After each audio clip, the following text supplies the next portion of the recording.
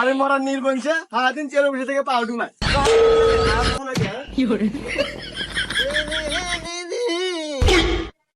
আরে আব্বা, তুমি সিয়ারে বসে থাকা বাদ মারে তুই কে? এ দুঃখের কথা আর কইস না গাদা, এই যে হুমুন্দির চেয়ারের পাও স্লিপের মিস্টেক করছে। তা তুই কোন যাস? আমি তো আব্বা যাইতেছি, ওই যে স্কুলে পরীক্ষা আছে, পরীক্ষা দিবে নিয়ে যেতেছি। আচ্ছা যা, ভালো হলে পরীক্ষা দিস, পাস কিন্তু তোর হরাই নাকবো। আর যদি ফেল হরস, আমি যে তোর বাপ এটা ভুলে যাবি।